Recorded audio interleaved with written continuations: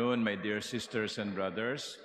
This afternoon, we are blessed with the presence of the Bishop of Balanga, Bataan,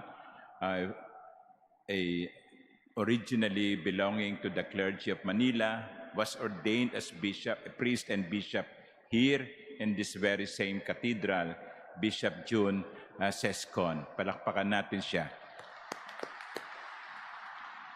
And together with him, he brought the 9 college seminarians from the Diocese of Balanga. They are there. Welcome to the Manila Cathedral. Tayo nga kayo, mga pogi ng Balanga. Okay, so shampoo yan. Pagdasal nyo na wag nang may malaglag.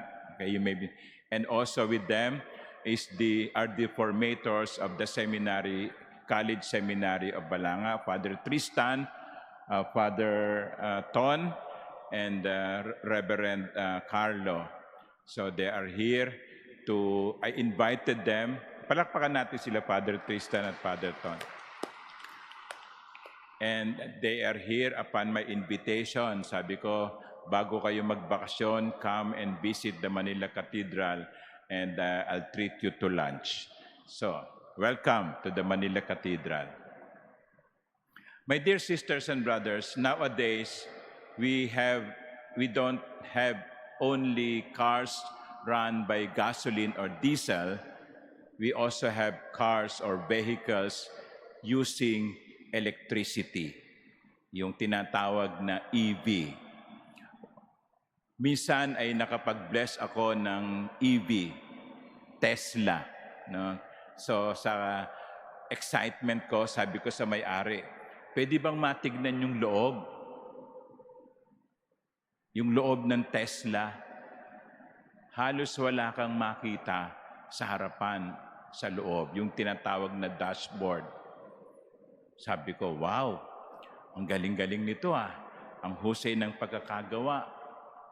But no matter how perfect the vehicle is, without electricity, it's nothing.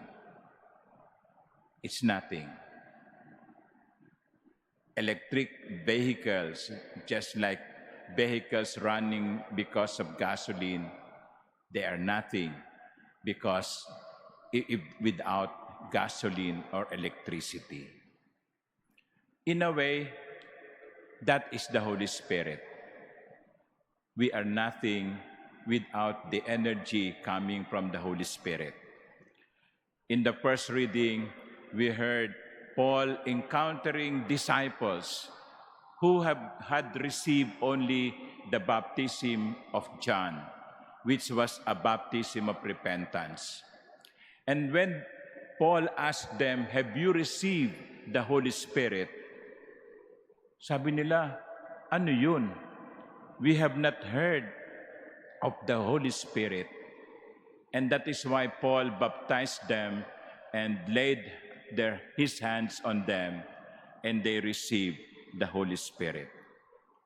And note, after they have received the Holy Spirit, after Paul had laid his hands on them, they spoke in tongues and prophesied. They spoke in tongues and prophesied. They were energized by the Holy Spirit. They were good people before. There were good disciples of the Lord before. But their energy came through the Holy Spirit. Minsan iniisip ko, ang Pilipinas, 80-85% Christian. Pero kung titignan natin ang lipunan natin ngayon, ang gulo-gulo ng nakikita natin sa paligid, hindi ba ninyo naiisip, bakit ganito? Bakit itinuturing natin ang ating mga sariling isang bansang Kristiyano? Pero bakit ganito? Siguro, katulad tayo ng Tesla o katulad tayo ng isang sasakyan na walang electricity, na walang gasolina, walang energy. My dear brothers and sisters, the Holy Spirit is being given to us to energize us so that through us, the Lord will be able to change the world. But no matter how perfect the machine is, even your cell phone, no matter how modern your gadget is, if it is not charged, nothing happens. And so, the challenge to us now is to ask ourselves, am I charged by the Holy Spirit? Am I energized by the Holy Spirit?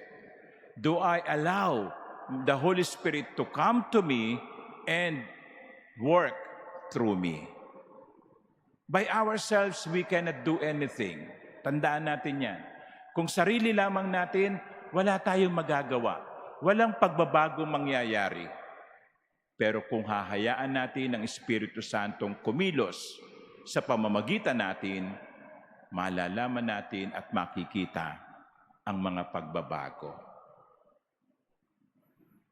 Nung babaan ng Espiritu Santo ang mga taong ito sa unang pagbasa, nung tanggapin nilang Espiritu Santo, they were energized and they were able to speak in tongue and to prophesy.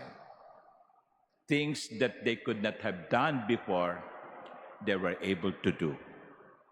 So similarly, there are many things that we can do, much more that we can do if we only allow the Holy Spirit to work through us. Pero, siyempre, katulad ng Tesla, katulad ng cellphone, kinakailangang naka-recharge tayo. And so, a beautiful prayer is to ask the Holy Spirit, come to me, come to us, Holy Spirit. Fill our hearts with your love. Fill our hearts with your energy. And through us, the Holy Spirit can make this world a better place. Amen.